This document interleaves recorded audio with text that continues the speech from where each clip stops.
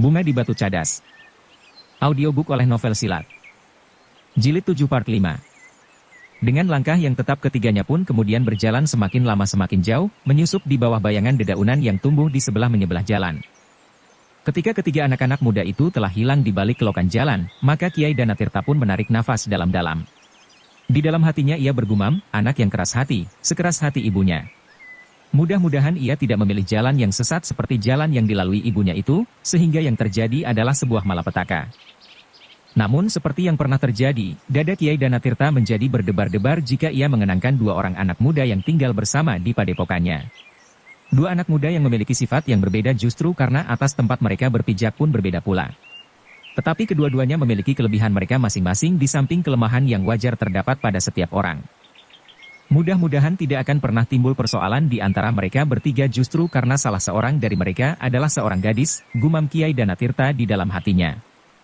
Dengan kepala tunduk orang tua itu pun masuk kembali ke halaman samping padepokannya dan berjalan melintasi sebuah pertamanan yang sempit. Akhirnya segalanya harus dipasrahkan kepada Tuhan yang suci. Kemanakah mereka pergi Kiai? Bertanya seorang cantrik. Kiai Danatirta berpaling. Dilihatnya cantriknya yang setia berdiri di belakangnya. Seorang yang telah mendekati usia setengah abad.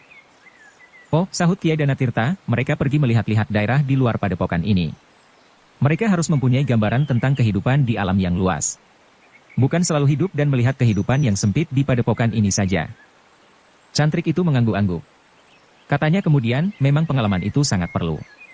Tetapi kenapa justru saat ini? Kenapa dengan saat ini? Bertanya Kiai Danatirta. Kiai, jawab cantrik itu, hampir setiap orang mempersoalkan keadaan yang berkembang masa kini. Rasa-rasanya kota Surakarta telah dipanggang di atas bara yang semakin lama menjadi semakin panas. Tetapi mereka tidak akan pergi ke kota cantrik. Mereka akan menyelusuri desa yang satu ke desa yang lain. Aku sudah menunjukkan kepada siapa mereka harus datang dan apakah yang harus dikatakannya. Cantrik itu mengangguk-angguk pula. Namun ia masih menjawab, tetapi udara yang panas itu telah memanasi pedesaan dan padukuhan di daerah ini, Kiai, jalan yang semula aman dan tentram, semakin lama menjadi semakin gelisah karena hal-hal yang tidak jelas. Kiai Danatirta tersenyum, katanya, itulah yang sedang dilihat oleh anak-anak itu cantrik. Cantrik itu menarik nafas dalam-dalam.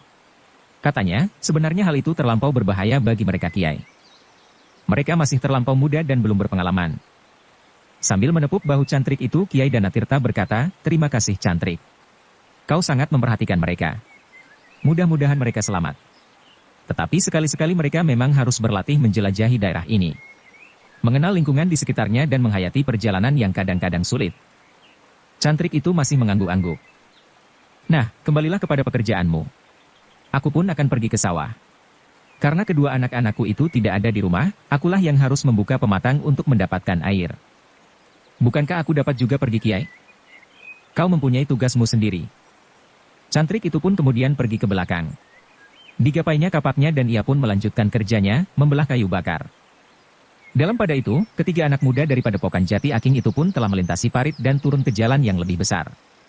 Untunglah tidak banyak orang yang mereka jumpai, sehingga mereka tidak perlu menjawab pertanyaan-pertanyaan mereka, karena semua orang di Jatisari dan sekitarnya sudah mengenal mereka sebagai anak-anak angkat Kiai Danatirta. Apalagi mereka pun mengetahui bahwa Raden Juwiring adalah putra seorang pangeran. Seorang yang masih harus diagungkan dan dihormati meskipun Juwiring sendiri sama sekali tidak menghendakinya. Ternyata pula bahwa Arum tidak menarik perhatian mereka justru karena mereka tidak menyangka sama sekali. Perjalanan itu pun kemudian menjadi semakin laju ketika mereka keluar dari daerah yang telah mengenal mereka. Daerah yang telah mengenal mereka. Daerah yang masih agak asing bagi Arum, meskipun kadang-kadang ia ikut ayahnya pergi ke kenalan-kenalannya di pedesaan di sekitar Kademangan Jatisari. Orang-orang yang berpapasan dengan ketiga anak-anak muda itu sama sekali tidak mengira bahwa seorang dari mereka adalah seorang gadis. Dalam pakaian laki-laki Arum memang benar-benar seperti seorang laki-laki. Langkahnya yang tegap dan tandang geraknya yang cekatan. Hanya apabila ia berbicara, maka suaranya lah yang terutama memperkenalkannya bahwa ia adalah seorang gadis. Kadang-kadang juga kemanjaannya dan wajahnya yang berubah-ubah. Kadang-kadang ia tersenyum, bahkan tertawa. Tetapi hampir tanpa sebab ia memerengut dan bersungut-sungut. Tetapi Juwiring dan Buntal yang sudah bergaul lama dengan Arum, sudah mengenalnya dengan baik. Karena itu, mereka hampir tidak terpengaruh karenanya. Dibiarkannya Arum bersungut-sungut ketika ia melintasi parit yang kotor dan melemparkan bau yang tidak sedap di hidungnya. Tetapi ia tertawa karena ia melihat seorang anak kecil yang duduk di atas punggung kerbau yang digembalakannya. Ketika mereka kemudian melintasi jalan sempit di sebelah sebuah hutan perburuan yang tidak begitu lebat, maka Arum pun bertanya, apakah kita tidak dapat menyusup lewat hutan ini? Mungkin kita akan dapat sampai pula. Tetapi aku masih menyangsikannya, sahut Juiring. Marilah kita coba. Kita masuk ke dalam hutan ini. Jika kita mengetahui arahnya, kita akan dapat menyelusur sampai ke tepi di sebelah lain. Ah, Buntalah yang kemudian menjawab, bukankah ayah sudah berpesan, jangan menuruti kesenangan sendiri. Tetapi aku tidak berbelok dari tugas yang aku bawa. Aku tetap pergi ke Sukawati. Aku hanya ingin berjalan di dalam hutan perburuan yang belum pernah aku lihat. Binatang buruan adalah binatang yang memikat, sela Juiring. Tergantung kepada kita. Jika kita tidak terpikat, kita tidak akan terganggu karenanya. Lebih baik ia berjalan di luar hutan, berkata Buntal kemudian. Apakah kalian takut bertemu dengan seekor harimau? Juiring mengerutkan keningnya. Lalu ia pun kemudian bertanya, apakah kau pernah melihat seekor harimau? Arum, tentu sudah, jawab Arum dengan serta-merta, di padang perdu, di sebelah padepokan kita, masih berkeliaran beberapa ekor harimau. Di pegunungan yang membujur ke barat itu pun terdapat beberapa ekor yang sering mengganggu padukuhan di sekitarnya karena harimau-harimau itu sering mencuri kambing. Harimau tutul. Harimau yang agak kecil dibanding dengan harimau gembong yang berkulit loreng. Kau takut? Bukan takut. Tetapi perjalanan kita dapat terganggu. Kita harus memanjat dan menunggu sampai harimau itu pergi. Ah, kita akan membunuhnya. Kita bunuh harimau itu dengan pisau-pisau kita. Kita melemparkan bersama-sama 3 buah pisau. Sebuah di pangkal pahanya yang depan, sebuah di keningnya dan yang lain di arah jantung. Juiring dan Buntal mengerutkan keningnya. Hampir di luar sadarnya Juiring bertanya, kenapa di pangkal pahanya yang depan? Kau bertanya, atau sekedar ingin tahu apakah aku mengerti kata-kata yang aku ucapkan? Ah, Juiring tersenyum, kedua-duanya. Arum memandangnya dengan tajam, lalu, baiklah. Menurut ayah ketika ia menangkap seekor harimau yang berwarna kehitam-hitaman, pangkal paha depan dapat melumpuhkannya. Harimau itu tidak akan dapat lari kencang lagi. Apakah Kiai Danatirta pernah membunuh seekor harimau? Dahulu ketika aku masih kecil. Kalian belum ada di padepokan. Juiring dan Buntal mengangguk-anggukkan kepalanya. Jadi bagaimana dengan kita? Tiba-tiba saja Arum bertanya sambil berhenti. Kenapa kau berhenti? Bertanya Buntal. Aku akan menyusup hutan rindang ini. Ah, jika kalian tidak mau, aku akan menembus hutan ini sendiri. Kau sudah mulai rewel Arum, desis Juiring. Terserahlah kepada kalian.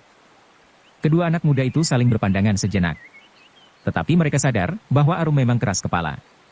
Jika tidak, ia tentu tidak akan ikut serta bersama mereka. Jangankan kami, berkata kedua anak muda itu di dalam hatinya, sedang Kiai Danatirta pun tidak dapat mencegahnya. Apakah kalian akan ikut? Tiba-tiba saja Arum bertanya sambil melangkah mendekati hutan perburuan itu. Juiring dan Buntal berpandangan sejenak. Keduanya pun kemudian mengangkat bahunya. Apa boleh buat, desis Juiring. Dengan demikian maka keduanya pun segera melangkah mengikutinya. Bagaimanapun juga hati mereka bergeremang, namun mereka tidak akan dapat mencegah gadis itu lagi. Apalagi sebenarnya keduanya pun mempunyai keinginan betapapun kecilnya, untuk sekali-sekali melihat daerah perburuan. Kadang-kadang beberapa orang bangsawan memasuki hutan itu dan berburu kijang atau rusa. Meskipun demikian kadang-kadang mereka bertemu juga dengan seekor harimau yang besar. Adalah di luar pengetahuan ketiganya bahwa hutan perburuan itu merupakan hutan yang tertutup. Karena binatang buruan menjadi semakin berkurang, maka hanya para bangsawan sajalah yang kemudian diperkenankan berburu di hutan itu. Dan Juiring yang pernah juga berburu, tidak mengetahui bahwa di saat terakhir telah dibuat peraturan serupa itu. Dengan berlari-lari kecil Arum memasuki hutan yang tidak begitu lebat itu. Hutan yang baginya merupakan tempat bermain yang menyenangkan sekali. Juiring dan Buntal hanya mengikutinya saja. Jika kemudian Arum hilang dari pandangan mata mereka, mereka pun sekedar berteriak memanggil. Aku di sini, jawab Arum dari kejauhan. Jangan terlalu jauh. Kau dapat tersesat. Atau jika kita semuanya tersesat, kita tidak akan pernah bertemu lagi. Tetapi jika kita bersama-sama, tersesat atau tidak, kita tetap bersama-sama. Arum pun agaknya dapat mengerti juga. Karena itu, ia pun tidak lagi berlari-lari terlalu jauh. Begitukah caramu berburu Arum? Bertanya Juiring. Jika demikian maka binatang-binatang buruan akan berlari-larian menjauh sebelum kau sempat melihatnya. Ah, jangan memperbodoh aku, sahut Arum, bukankah kita tidak sedang berburu? Jika kita sedang berburu, kita harus mengetahui arah angin. Kita harus duduk di dahan beberapa lama, dan jika kita harus menyelusuri jejak binatang, kita pun harus berjalan sangat berhati-hati atau menunggunya di dekat sumber air di tengah hari, menunggu saat binatang buruan menjadi haus dan minum di sumber itu. Juiring dan Buntal mengerutkan keningnya. Tetapi Juiring segera menyahut, tentu Kiai Danatirta yang memberi tabukan kepadamu. Tentu. Jika bukan ayah, siapa lagi? Kedua anak-anak muda itu tersenyum. Namun dalam pada itu, ternyata suara mereka yang keras dan bergema di dalam hutan itu jika mereka saling memanggil, telah didengar oleh beberapa orang prajurit yang mendapat tugas merondai hutan itu. Prajurit-prajurit itu harus mencegah jika ada pemburu liar yang mereka sebut mencuri binatang di hutan itu. Itulah sebabnya, maka sejenak kemudian terdengar derap beberapa ekor kuda yang berlari-lari di hutan yang rindang itu. Juiring, Buntal dan Arum pun kemudian terkejut mendengar derap kaki kuda itu. Mereka menyangka bahwa ada seorang bangsawan yang sedang berburu. Karena itu, maka Juiring pun berkata, marilah kita menghindarinya. Aku tidak mau menemui siapapun. Mungkin pemburu itu adalah Adimas Rudira, mungkin Adimas atau Kamas sepupuku atau barangkali Pamanda Pangeran siapapun juga. Kenapa kita harus menghindar? Bertanya Arum, aku ingin melihat cara mereka berburu. Arum, kali ini aku minta dengan sangat. Cobalah mengerti perasaanku. Kau tidak boleh ingkar, bahwa kau mengetahui tentang diriku, bahwa aku adalah putra seorang pangeran. Arum mengerutkan keningnya. Kemudian ia pun menjawab, apa salahnya jika kau putra seorang pangeran? Justru mereka akan mengenalmu dan bahkan mungkin mengajak kita untuk ikut berburu. Ah, kau aneh Arum. Aku adalah seorang putra pangeran yang seakan-akan telah tersisih. Maka lebih baik bagiku apabila aku tidak berhubungan lagi dengan para bangsawan. Setidak-tidaknya untuk sementara, karena aku merasa diriku telah terpisah dari mereka. Bagaimanapun juga keras hati gadis itu, tetapi ia melihat kesungguhan membayang di wajah Juiring. Karena itu maka ia pun kemudian menganggukkan kepalanya sambil berkata, terserahlah kepadamu. Kau adalah saudara yang tertua di antara kami bertiga. Kaulah yang akan menentukannya. Baiklah, jawab Juiring, terima kasih. Ia berhenti sejenak untuk mendengar langkah kaki-kaki kuda yang menjadi semakin dekat. Kita berhenti saja di sini, berkata Juiring kemudian. Ketiganya pun kemudian duduk di bawah sebatang kayu yang besar. Mereka seakan-akan tidak menghiraukan langkah kaki-kaki kuda itu. Biar saja orang-orang berkuda itu lewat. Mereka tidak akan mengganggu. Tidak akan menyapa dan sama sekali tidak akan memperhatikannya. Bahkan Juiring mengharap agar orang-orang berkuda itu tidak melihatnya, agar mereka bertiga tidak usah menghormati mereka dengan tata cara yang tidak disukainya. Apalagi mereka bertiga memakai pakaian petani yang sederhana. Tetapi ternyata derap kaki-kaki kuda itu menjadi kian dekat. Kadang-kadang berhenti dan kemudian terdengar lagi. Dalam pada itu, orang-orang berkuda yang sedang mencari anak-anak muda itu berusaha untuk mengikuti jejak yang telah mereka ketemukan. Bekas-bekas kaki ketiga anak-anak muda itu tampak pada ranting-ranting perdu yang patah dan rerumputan yang roboh. Mereka masih berada di tempat ini, berkata salah seorang dari mereka, suara mereka terdengar dari arah ini. Ya. Suara itu bergema. Sangat sulit untuk menemukan arahnya. Tetapi kita menemukan jejak kaki yang baru di daerah ini. Kita dapat mengikuti jejak ini dan kemudian menemukan mereka. Ternyata menilik jejaknya, mereka tidak hanya seorang diri. Ya. Tentu, bukan hanya seorang, karena mereka saling memanggil. Demikianlah mereka maju perlahan-lahan. Selangkah demi selangkah, sehingga para prajurit itu pun telah berloncatan dari punggung kuda mereka, agar mereka dapat mengikuti jejak itu dengan saksama. Kita berpencar, berkata pemimpin sekelompok prajurit yang sedang menyusuri jejak itu. Jika salah seorang dari kita menemukannya, kita akan memberikan tanda-tanda. Di sini jejak itu berpisah. Dan kita pun berpisah. Maka sekelompok prajurit itu pun kemudian berpencar. Karena jejak yang mereka ikuti pun berpencar. Jejak yang memisahkan diri itu adalah jejak Arum. Namun jejak itu tidak berpisah terlampau lama. Akhirnya jejak itu pun bergabung kembali sehingga para prajurit itu pun berkata di antara mereka, jejak ini menyatu lagi. Pemimpin prajurit peronda itu mengangguk-anggukkan kepalanya. Katanya mencoba memecahkan teka-teki itu agaknya ia kehilangan binatang buruannya. Atau karena kawannya memanggilnya. Bukankah lamat-lamat kita mendengar suara mereka memanggil, sahut salah seorang prajurit. Pemimpin kelompok peronda itu mengangguk-angguk pula. Lalu katanya, baiklah, kita maju terus. Tetapi sebaiknya kita agak menebar. Sambil menuntun kuda masing-masing maka beberapa orang prajurit itu pun maju terus. Semakin lama mereka memang menjadi semakin cekat dengan tempat Juiring dan adik-adik angkatnya duduk di bawah sebatang pohon yang besar. Seorang prajurit yang berada di paling depan akhirnya melihat ketiga anak-anak muda itu, sehingga karena itu, maka ia pun berhenti dan memberitahukannya kepada pemimpinnya. Pemimpinnya pun kemudian maju di samping orang itu. Dan dilihatnya tiga orang duduk di bawah sebatang pohon sambil menundukkan kepala mereka. Itulah mereka, gumam pemimpin kelompok itu. Ya. Tetapi mereka tidak menunjukkan sesuatu yang mencurigakan. Mereka tidak membawa senjata untuk berburu, sahut seorang prajurit. Bagaimanapun juga mereka sudah melanggar peraturan. Marilah kita dekati dan kita bertanya kepada mereka, apakah yang mereka cari di sini. Maka beberapa orang prajurit itu pun kemudian mendekati mereka yang sedang duduk sambil menunduk itu. Juiring, Buntal dan Arum menyadari bahwa beberapa orang sambil menuntun kuda mereka telah berjalan mendekat. Menilik pakaian mereka, maka orang-orang itu adalah prajurit-prajurit Surakarta, sehingga karena itu, maka hati Juiring pun menjadi semakin berdebar-debar. Beberapa langkah dari tempat ketiga anak-anak muda itu duduk, para prajurit itu berhenti. Sementara itu Juiring berbisik kepada Buntal, jawablah pertanyaan mereka. Buntal mengerutkan keningnya. Namun ia mengerti bahwa Juiring benar-benar ingin menyembunyikan dirinya, agar ia tidak dikenal oleh para prajurit itu sebagai seorang bangsawan. Karena itu, ketika orang-orang itu mendekatinya, maka Buntallah yang kemudian mengangkat wajahnya. "Hi, siapakah kalian?" bertanya pemimpin prajurit itu. "Kami adalah anak-anak padepokan Jati Aking di Jati Sari Tuan." "Kenapa kalian ada di tengah-tengah hutan perburuan ini?" "Tidak apa-apa Tuan. Kami hanya sekedar lewat. Kami akan melintasi hutan ini dari sebelah sisi sampai ke sisi yang lain. Sebenarnya lah bahwa kami sedang mencari jalan yang memintas." Pemimpin prajurit itu mengangguk-angguk. Kemudian maka ia pun bertanya, "Kemana kalian akan pergi?" Buntal menjadi termangu-mangu sejenak. Sedang Juiring pun menjadi berdebar-debar. Mereka sama sekali belum mengetahui sikap para prajurit itu.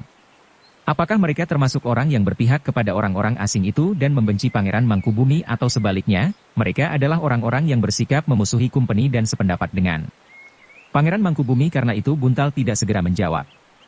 Dipandanginya Juiring sejenak, tetapi Juiring masih menundukkan kepalanya. "Kemana kalian akan pergi?" Buntal harus segera menjawab. Karena ia tidak mempunyai jawaban lain, maka ia pun akhirnya menyahut, "Kami akan pergi ke Sukawati Tuan." "Sukawati? Kenapa kau pergi ke Sukawati, Hi?" Dada Buntal menjadi kian berdebar-debar. Namun ia menyahut juga, "Kami akan menengok kakek kami yang tinggal di daerah Sukawati. Sudah lama kami tidak menengoknya dan kakek kami yang sering datang ke Jati Aking sudah lama pula tidak datang." Prajurit itu mengerutkan keningnya.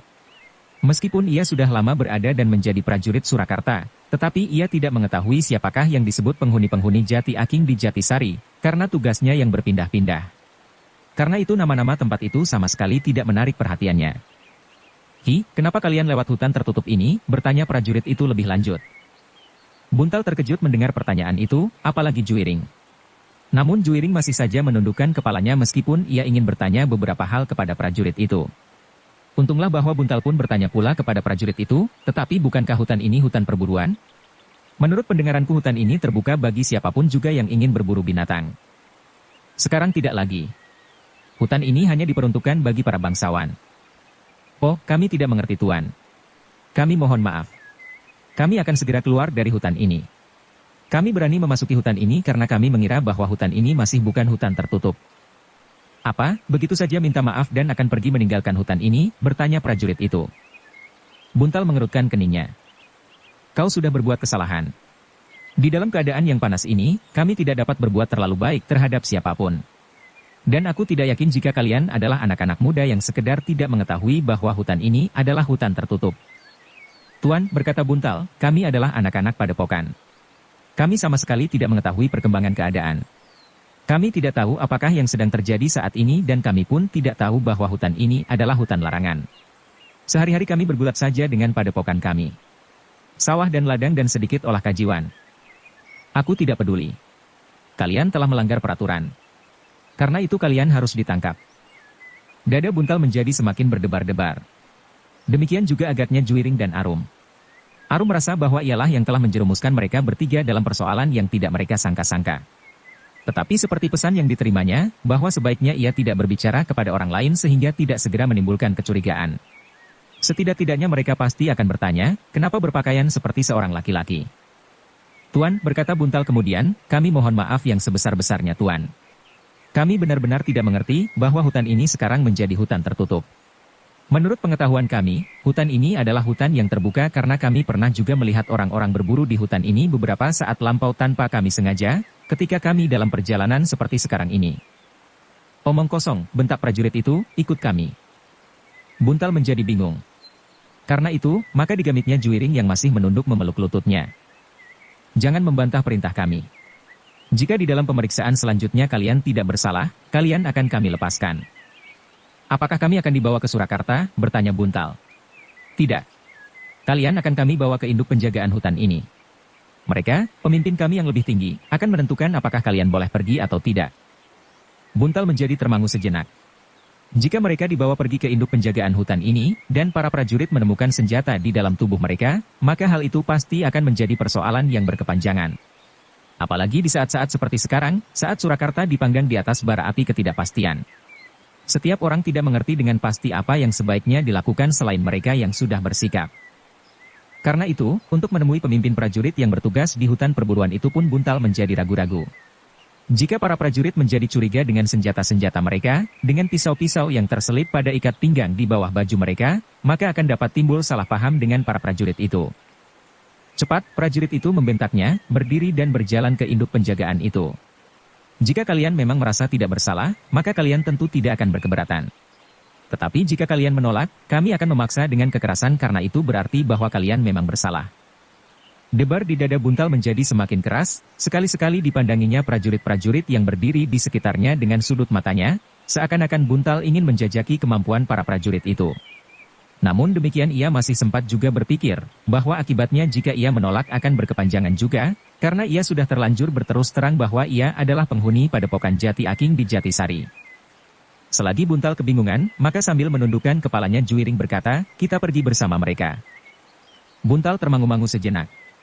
Arum yang sudah mengangkat wajahnya, tidak jadi mengucapkan sepatah kata pun, karena tiba-tiba saja ia teringat kepada pesan agar ia tidak berbicara. Buntal menarik nafas dalam-dalam. Juiring pun kemudian berdiri meskipun kepalanya masih tetap tunduk. Ditariknya lengan Arum sambil berkata, marilah.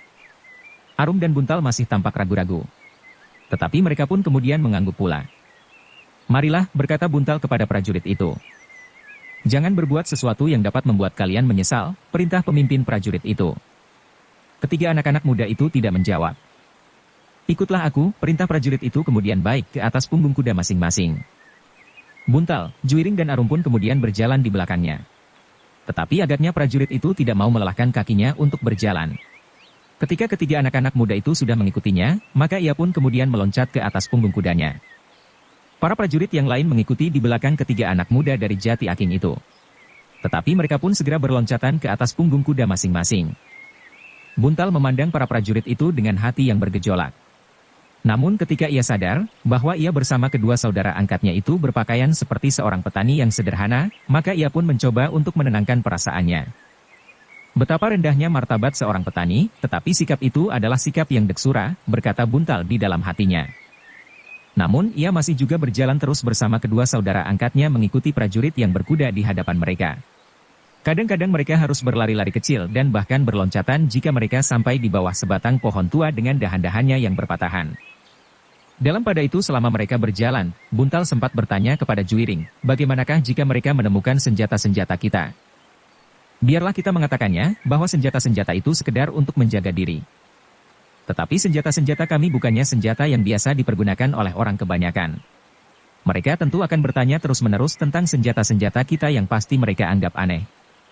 Juiring mengerutkan keningnya. Ketika sekilas ia berpaling maka diketahuinya bahwa prajurit-prajurit yang membawanya itu belum mengenalnya atau jika ada yang pernah melihatnya, mereka tidak dapat mengenalinya karena pakaian yang dipakainya adalah pakaian seorang petani yang sederhana. Aku harap mereka percaya, berkata Juiring kemudian, jika tidak, kita akan mencari jalan lain. Melarikan diri? Aku sudah terlanjur mengatakan bahwa kita adalah anak-anak Jati Aking. Mereka pasti akan mencari kita dan jika mereka tidak menemukan kita, maka Kiai Danatirta lah yang harus bertanggung jawab. Aku yakin bahwa Kiai Danatirta tidak akan berbohong. Juiring menarik nafas dalam-dalam. Memang agak sulit untuk memecahkan persoalan yang tiba-tiba saja harus mereka hadapi. Tetapi Juiring dan Buntal tidak mau melemparkan kesalahan kepada Arum. Bagaimanapun juga mereka harus mempertanggungjawabkan bersama-sama. Hanya Arum sendirilah yang merasa di dalam hatinya bahwa ia adalah sumber dari kesulitan ini. Bahkan tiba-tiba saja ia berbisik perlahan sekali agar suaranya yang bernada tinggi itu tidak didengar oleh para prajurit, bagaimanakah jika kita nanti dibawa ke Surakarta? Juiring memandanginya sejenak, namun ia pun kemudian tersenyum, tidak apa-apa.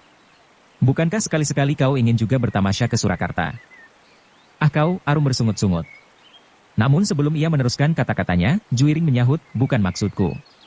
Tetapi jika kita terpaksa dibawa ke Surakarta, maka aku mengharap bahwa ada 1-2 orang perwira atasan yang mengenal aku, bahwa aku adalah putra Ayahanda Ranakusuma. Dengan demikian, maka kita akan dapat bebas dari segala tuduhan, meskipun perjalanan kita terhambat. Tetapi dengan senjata-senjata kita yang aneh ini, kita memang ingin berburu, jawab Juiring, dan aku harap mereka tidak akan memperpanjang persoalan lagi. Arum mengangguk-anggukan kepalanya. Tetapi Juiring sendiri tidak yakin akan kata-katanya. Meskipun ia putra Pangeran Ranakusuma, maka Kumpeni dan para bangsawan yang berpihak kepadanya akan dapat mencurigainya, karena ternyata banyak pula para bangsawan yang menentang mereka. Dalam pada itu mereka pun menjadi semakin dekat dengan induk penjagaan hutan itu. Dari kejauhan telah tampak sebuah gardu yang agak besar. Beberapa ekor kuda masih tertambat di pepohonan. 2-3 orang prajurit duduk di serambi gardu itu sambil berbicara dengan asyiknya. Ketika mereka melihat prajurit berkuda yang di paling depan, maka mereka pun segera berdiri. Seorang yang sudah setengah umur memandang prajurit itu dengan sorot mata yang tajam. "Kami membawa mereka," berkata prajurit itu sambil meloncat dari kudanya. "Siapa?" bertanya prajurit yang sudah agak lanjut usia. "Anak muda yang sering mencuri binatang buruan." "Kami tidak pernah mencuri," Buntal menyahut. "Diam," bentak prajurit itu. "Di mana kau temukan anak-anak itu?" bertanya prajurit yang sudah ubanan. "Di tengah-tengah hutan ini ketika aku meronda. Mereka mencoba mencuri binatang buruan." "Tidak," sekali lagi Buntal menyahut. Namun Juiring yang selalu menundukkan kepalanya itu pun menggamitnya. Prajurit-prajurit yang lain pun telah berdiri di belakang ketiga anak-anak muda itu. Tetapi mereka masih belum berbuat apa-apa. "Di mana Ki Lurah?" bertanya pemimpin peronda itu kepada prajurit yang sudah setengah umur itu. "Di dalam." "Mari ikut aku," bentak pemimpin peronda itu kepada Buntal. "Kemana?" beritanya Buntal. "Ikutlah," desis Juiring. Buntal termangu-mangu sejenak. Namun kemudian Juiring berbisik, "Katakan bahwa kita memang ingin berburu." Bersambung ke Jilid 8 Part 1. Dukung kami dengan subscribe, follow, like, komen dan share. Terima kasih.